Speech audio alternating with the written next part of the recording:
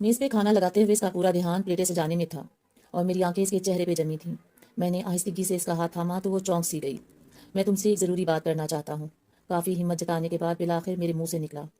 वो चुपचाप कुर्सी पे बैठ गई। इसकी निगाहें चाहे मेज़ पे मरकूज थीं, पर इनमें से उठता दर्द मैं बाखूबी महसूस कर रहा था। एक पल के लिए मेरी ज़बान पे ताला सा लग गया, पर जो मेरे दिमाग में चल रहा था इसे बताना बहुत ज़रूरी था। मैं तुम्हें तलाक देना चाहता हूँ।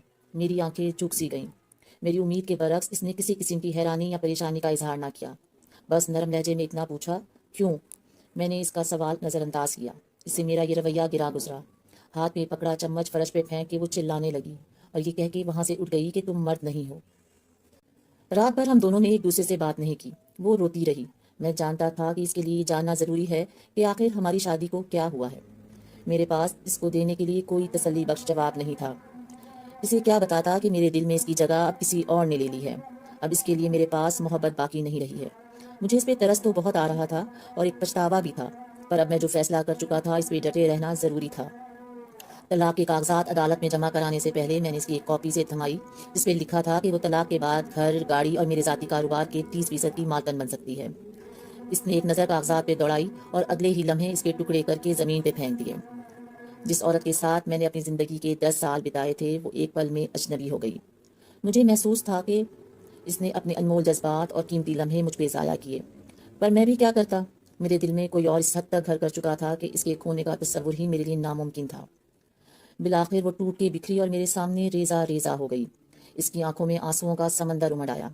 शायद यही वो चीज़ थी जो इस तलाक के बाद मैं देखना चाहता था। अगले रोज़ पूरा दिन अपनी नई मोहब्बत के साथ बिता के जब मैं थका हारा घर पहुंचा तो वो मेज़ पे कागज़ फैलाए कुछ लिखने में मसरूफ़ थी। मैंने इस पे कोई ध्यान न दिया और जाते ही बिस्तर पे सो गया। देर रात जब मेरी आँख खुली तो वो तब भी कुछ लिख रही थी। अब भी मैंने इससे कोई सवाल नहीं किया। सुबह जब मैं उठा तो इसने तलाक की कुछ शराइत मेरे सामने रख दी। इसे मेरी दौलत और जायदाद में से कुछ नहीं चाहिए था। वो बस 1 महीना मज़ीद मेरे साथ रहना चाहती थी। इस 1 महीने में हमें अच्छे मियाँ बीवी की तरह रहना था। इस शर्त की बहुत बड़ी वजह हमारा बेटा था, जिसके कुछ ही दिनों में इम्तिहानात होने वाले थे। वालिदैन की तलाक का इसकी तालीम पे बुरा असर ना पड़े, इसलिए मैं इसकी ये शर्त मानने के लिए बिल्कुल तैयार था। इसकी दूसरी और अहम काना शर्त ये थी कि मैं हर सुबह इसे अपनी बाहों में उठाकर घर के दरवाजे तक छोड़ने जाऊं, जैसा शादी के इब्तदाई दिनों में किया करता था। वो जब काम पर बाहर जाने लगती तो मैं खुद इसे अपनी बाहों में उठाकर दरवाजे तक छोड़ आता था। हालांकि मैं इसकी ये बात मानने को तैयार नहीं था, लेकिन इन आखिरी दिनों में मैं इसका दिल तोड़ना नहीं चाहता था, इसलिए मैंने ये शर्त भी मान ली। इसकी इन शराइत के बारे में जब मैंने अपनी नई मोहब्बत से जिक्र किया तो वो हंस कर बोली, वो चाहे जो भी कर ले, एक ना एक दिन तलाक तो इसे होनी ही है। मेरी बीवी और मैंने अपनी तलाक के मामले से मुतालिक किसी और से कोई जिक्र ना किया। शर्त के मुताबिक पहले दिन जब मैं इसे उठा के दरवाजे तक छोड़ने जाना था तो वो लम्हात हम दोनों के लिए बेहद अजीब थे। हिचकिचाते हुए मैंने इसे उठाया तो इसने भी अपनी आंखें बंद कर ली। इतने में तालियों की एक गूंज हम दोनों के कानों में पड़ी। पापा ने मम्मी को उठाया हुआ है, हा हा हा।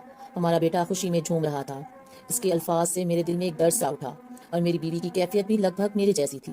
प्लीज़ इसे तलाक के बारे में कुछ मत बताना, वो आहिस्तगी से बोली। मैंने जवाबन सर हिलाया। इसे दरवाजे तक छोड़ के आने के बाद मैं अपने ऑफिस की तरफ निकल पड़ा और वो बस स्टॉप की तरफ चल दी। अगली सुबह इसे उठाना मेरे लिए कदरे आसान था और इसकी हिचकिचाहट में भी कमी थी। इसने अपना सर मेरी छाती से लगा लिया। एक अरसे बाद इसके जिस्म की खुशबू मेरे हवा से टकराई। मैं बगौर इसका जायजा लेने लगा। चेहरे की गहरी झुर्रियां और सर के बालों में उतरी चांदी इस बात की गवाह थी कि इसने इस शादी में बहुत कुछ खोया। 4 दिन मजीद गुजरे। जब मैंने इसे बाहों में भर के सीने से लगाया तो हमारे बीच की वो तुरबत जो कहीं खो सी गई थी वापस लौटने लगी। फिर हर गुजरते दिन के साथ तुरबत के वो जज्बात बढ़ने लगे। लम्हे दिनों को पर लगा के उड़ गए और महीना पूरा हो गया। इस आखिरी सुबह में जाने के लिए तैयार हो रहा था और वो बेड पे पड़े कपड़े फैलाई इस परेशानी में मुब्तला थी कि आज कौन सा लिबास पहने, क्योंकि पुराने सारे लिबास इसके नहीफ जिस्म पे खुले होने लगे थे। इस वक्त मुझे अंदाज़ा हुआ कि वो कितनी कमज़ोर हो गई है। शायद इसीलिए मैं इसे आसानी से उठा लेता था। इसकी आंखों में उमड़ते दर्द को देख के ना चाहते हुए भी मैं इसके पास चला आया। उसके कंधे पे हाथ रखा। पापा मम्मी को बाहर घुमाने ले जाएं, हमारे बेटे की आवाज़ मेरे कानों में पड़ी। इसके ख्याल में मैं इस पल पे ज़रूरी था कि मैं किस तरह इसकी माँ का दिल बहलाऊं। मेरी बीवी बेटे की तरफ मुड़ी और इसे सीने से लगा लिया। ये लम्हा मुझे कमज़ोर ना कर दे, ये सोच के मैंने अपना रुख मोड़ लिया। आखिरी बार मैंने इसे अपनी बाहों में उठाया। इसने भी अपने बाजू मेरी गर्दन के गिर्द हाइल कर दिए। मैंने इसे मजबूती से थाम लिया। मेरी आंखों के सामने शादी का वो दिन गर्दिश करने लगा जब पहली बार मैं इसे ऐसे ही उठा के अपने घर लाया था और वादा किया था कि मरते दम तक ऐसे ही हर रोज़ इसे अपने सीने से लगा के रखूंगा। मेरे कदम फरस से शायद जम से गए थे, इसलिए मैं बामुश्किल दरवाजे तक पहुंचा। اسے نیچے اتارتے ہوئے میں نے اس کے کان میں سرگوشی کی۔ شاید ہمارے درمیان قربت کی کمی تھی۔ وہ میری آنکھوں میں دیکھنے لگی اور میں اسے وہیں چھوڑ کے اپنی گاڑی کی طرف بڑھا۔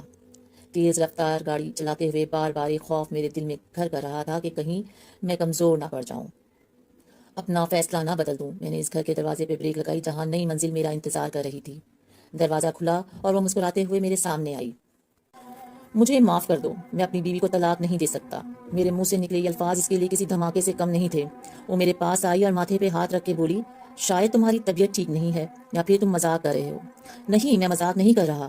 شاید ہماری شادی شدہ زندگی بے رنگ ہو گئی ہے، پر میرے دل میں اس کے لیے محبت اب بھی زندہ ہے۔ بس اتنا ہوا، ہم ہر وہ چیز بھول گئے جو اس کے ساتھ کے لیے ضروری تھی۔ دیر سے صحیح پر مجھے یاد آ گیا ہے، اور ساتھ نبھانے کا وہ وعدہ بھی یاد ہے جو شادی کے پہلے دن میں نے اس سے کیا تھا۔ نئے ہر بندھن کو توڑ کے بعد میں پرانے بندھن کو زیادہ جوڑنے کے لیے واپس لوٹا۔ میرے ہاتھ میں پھولوں کا ایک گلدستہ تھا جس میں موجود پرچی پہ لکھا تھا، میں ہر روز ایسے ہی تمہیں اپنی باہوں میں اٹھا کے دروازے تک چھوڑنے آؤں گا، صرف موت ہی مجھے ایسا کرنے سے روک سکتی ہے۔ میں اپنے گھر میں داخل ہوا اور دوڑتے ہوئے سیڑھیاں چڑھنے لگا۔ میرے پاس اپنی بیوی کو دینے کے لیے زندگی کا سب سے بڑا تحفہ تھا۔ میں جب اس سے چند لمحوں کی دوری پہ تھا تبھی زندگی کی ڈور اس کے ہاتھوں سے سرک گئی۔ کئی مہینوں تک کینسر کی بیماری سے لڑتے لڑتے وہ ہار چکی تھی۔ نہ اس نے کبھی اپنی تکلیف کا مجھ سے ذکر کیا اور نہ ہی مصروف زندگی نے مجھے اس سے پوچھنے کا موقع دیا۔